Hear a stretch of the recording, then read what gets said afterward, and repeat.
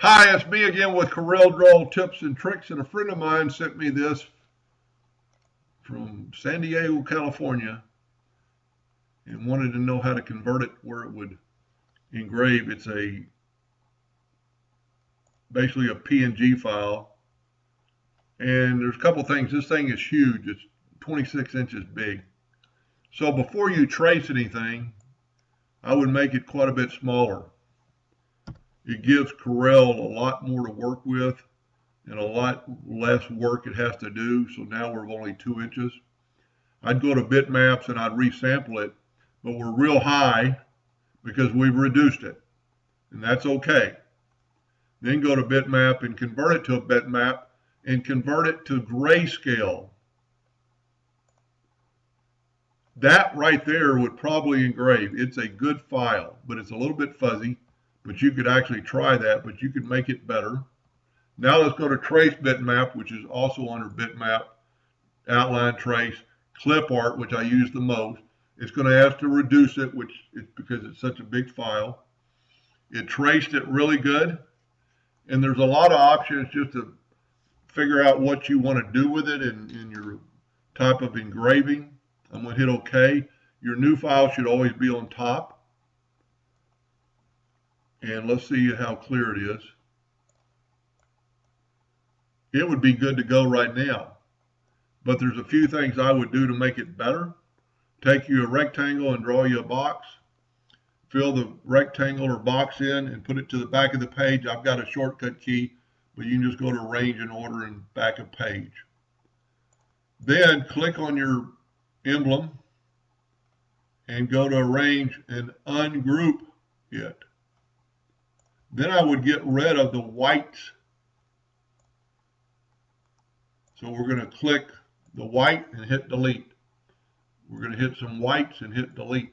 What this does, the yellow box is showing you is transparent. So I'm going through and getting all the whites. Now there's a number of things you could do with these letters, but all depends on how you want them to look. I think this would look real good. This would basically be inverse engraving. So I would take all your letters, and I'm just hitting the letter and then hitting delete. And there's a couple ways you could do this. You could have it do this, which would be inverse engraving, or you could actually fill these in with black and take away the black background.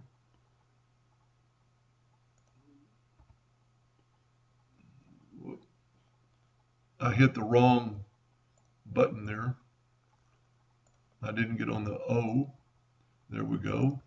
You want just the letter to be yellow.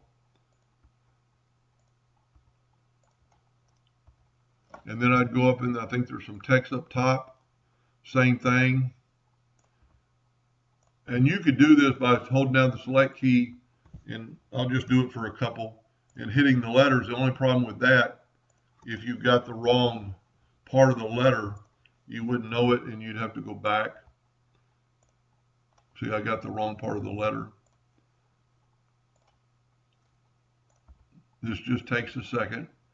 And there's a lot of things you could do to this file to make it just a little bit better. And I'm not going to, see, I hit the wrong letter, wrong part of the letter. Now there's some little hash marks in this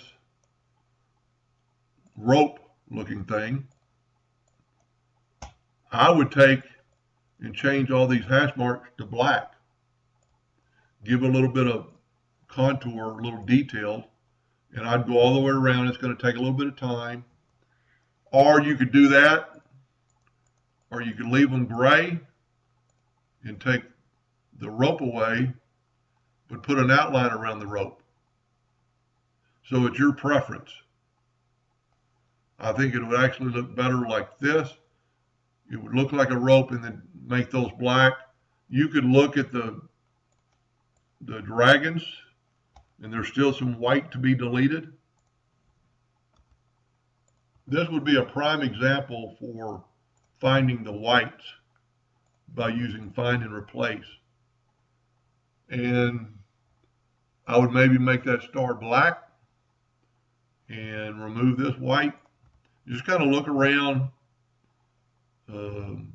That's going to look pretty good. I would actually take this and put an outline around it, make it something other than a hairline, and just always remember to scale with object in case you make it bigger. So I would take these, I'm left clicking, and you could do this definitely all at one time. Scale with object. One more time. I'm right clicking. Half a point. Scale with object. And there's a lot, there's some more white. You just want to get rid of the white so it'll give it some detailed. Another thing I might do is take these stars and turn them black. There's a lot you could do with this. I would maybe take that and put an outline around it to give a little bit of distinction. Of course, I'm not going to take the time. These are hairlines, and they will not engrave. You will have to make them at least a half a point. But remember to scale with object. And you could actually go double click, and you don't have to go a half a point. You could type in 0.25 of a point, scale with object if you want a little bit thinner line. That would look cool if we just took it away.